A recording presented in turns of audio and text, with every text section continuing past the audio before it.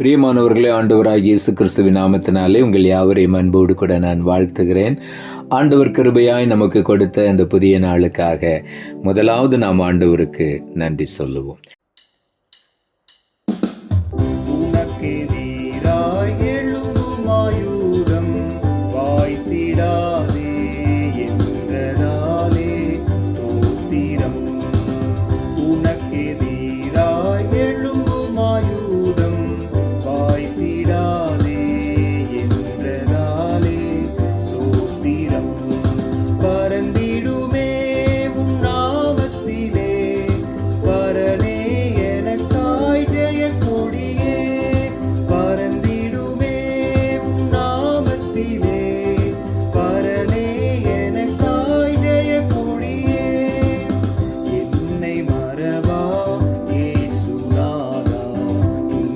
தயவால் என்னை நடத்தும், என்னை மறவா இயேசுநாதா, உந்தன் தயவால் என்னை நடத்தும்.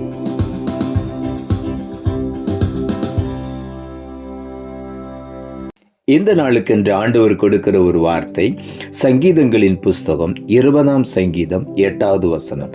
சங்கீதம் 20:8. அவர்கள் முறிந்து விழுந்தார்கள், நாங்களோ எழுந்து நிமிர்ந்து நிற்கிறோம். இந்த நாளில் ஆண்டுடைய வார்த்தை சொல்லுகிறது, அவர்கள் முறிந்து விழுந்தார்கள், நாங்களோ எழுந்து நிமிர்ந்து நிற்கிறோம். நம்மை எழுந்து நிமிர்ந்து நிற்க பண்ணுகிற தேவன் நம்முடைய தேவன். ஆகவே உள்ளத்தின் ஆழத்திலிருந்து இந்த நாளிலே ஆண்டவருக்கு நாம் நன்றி சொல்லுவோம்.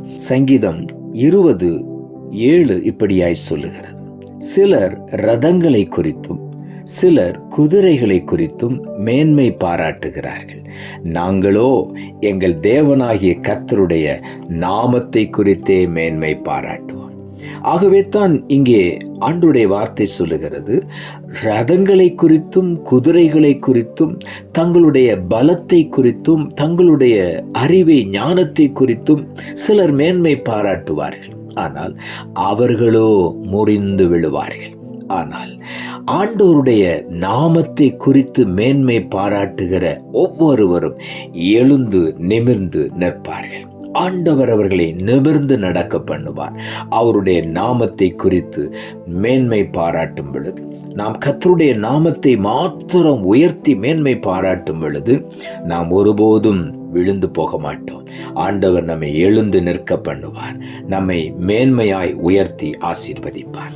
எரேமியா தீர்க்க தரிசன புஸ்தகம் 20ஆம் அதிகாரம் 11ஆம் வசனம் இப்படியாய் சொல்லுகிறது, கர்த்தரோ பயங்கர பராக்கிரமசாலியாய் என்னோடு இருக்கிறார், ஆகையால் என்னை துன்பப்படுத்துகிறவர்கள் மேற்கொள்ளாமல் இடறுவார்கள், தங்கள் காரியம் வாய்க்காதபடியினால் மிகவும் வெட்கப்படுவார்கள் என்று இங்கே ஆண்டவருடைய வார்த்தை சொல்லுகிறது.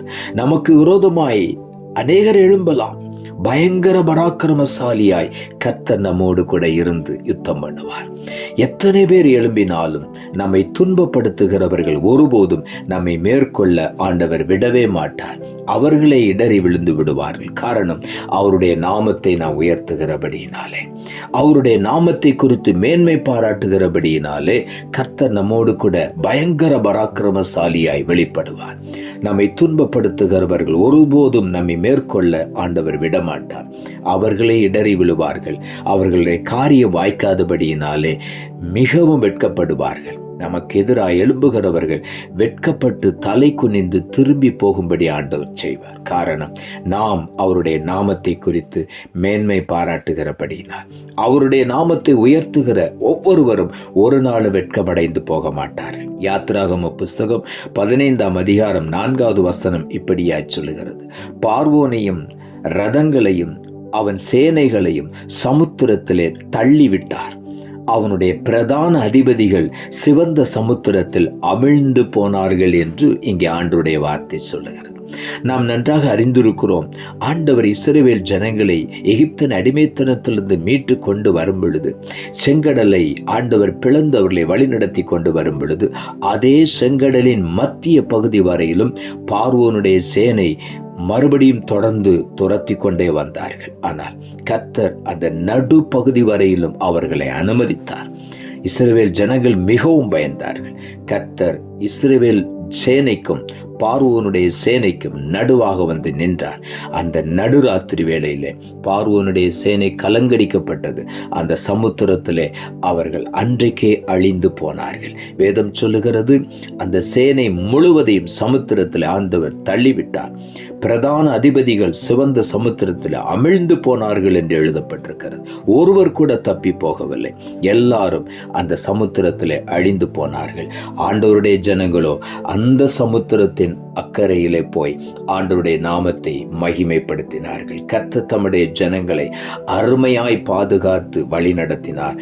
பின்தொடர்ந்து வந்த சேனையை, சத்துருவின் சேனையை, பார்வோனுடைய சேனையை, எகிப்தின் சேனையை முற்றிலும் அந்த செங்கடலில் அழித்து போட்டார். ஆகவே தான் வேதம் சொல்லுகிறது, இன்று கண்ட எகிப்தியனை இனி என்றைக்குமே இனி பார்க்க போவதில்லை என்று. ஆகவே இன்றைக்கும் உங்களுக்கு எதிராக எழும்புகிற காரியங்களை குறித்து நீங்கள் பயப்பட வேண்டாம். அவர்கள் அமிழ்ந்து போவார்கள். அவர்கள் எழும்பி நம்மை மேற்கொள்ளவே மாட்டார்கள். இடறி விழுந்து விடுவார்கள். கர்த்தர் அவர்களை இடறி விழ பண்ணுவார். ஆகவே நாம் தைரியமாய் முன்னேறி செல்வோம். 2 நாளாகம புஸ்தகம் 20ஆம் அதிகாரம் 22ஆம் வசனம் சொல்லுகிறது, அவர்கள் பாடி துதி செய்ய தொடங்கின போது ஒருவருக்கு விரோதமாய் ஒருவரை கர்த்தர் எழும்ப பண்ணினதினால் அவர்கள் வெட்டுண்டு விழுந்தார்கள்.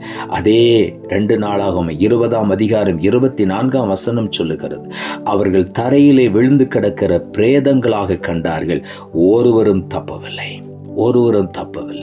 யோசபாத்துக்கு விரோதமாய் எழும்பின அத்தனை ஜனங்கள், அத்தனை பெரிய திரள் ஜனங்கள், யோசபாத்தும் இஸ்ரவேல் ஜனங்களும் கர்த்தரை துதியுங்கள், அவர் நல்லவர் என்று பாடி துதிக்க தொடங்கின உடனே எதிரிகள் அவர்களுக்குள்ளே ஆண்டவர் ஒருவருக்கு விரோதமாய் ஒருவரை எழும்ப பண்ணி அவர்களை அழிந்து போனார்கள். விடியற் காலத்தில் எழும்பி பார்க்கும் பொழுது எல்லாரும் பிரேதங்களாய் கிடந்தார்கள் என்று வேதம் சொல்லுகிறது. ஆகவே நமக்கு எதிராக எழும்புகிறவர்கள் முறிந்து விழுவார்கள்.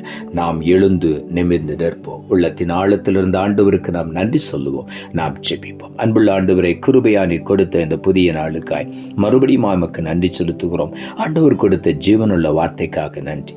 அவர்கள் முறிந்து விழுந்தார்கள், நாங்களோ எழுந்து நிமிர்ந்து நிற்கிறோம் என்ற வார்த்தையை கொடுத்து வசனத்தை கேட்டுக்கொண்டிருக்கிற ஒவ்வொருடைய வாழ்க்கையிலும் யார் யார் இப்படிப்பட்ட உபத்திரங்கள் வழியாக, சத்துருக்களுடைய நெருக்கத்தின் வழியாக, பயமுறுத்தல்களின் வழியாக கடந்து போகிறார்களோ, இன்றைக்கு அவர்களுக்கு எதிராக எழும்புகிற எல்லாரும் முறிந்து விழுவார்கள். அவர்கள் எழுந்து நின்று ஆண்டவருடைய நாமத்தை ஒவ்வொருவரும் மகிமைப்படுத்த போகிறபடியினால் உமக்கு நன்றி. இன்றைக்கு ஒவ்வொருவரும் ஜெயத்தை பெற்று முன்னேறி செல்ல போகிறபடியினால் உமக்கு நன்றி. உம்முடைய கரத்தில் ஒப்புக் கொடுக்கிறோம். இரட்சகர் இயேசுவின் நாமத்தில் ஜெபிக்கிறோம் நல்ல பிதாவே, ஆமென்.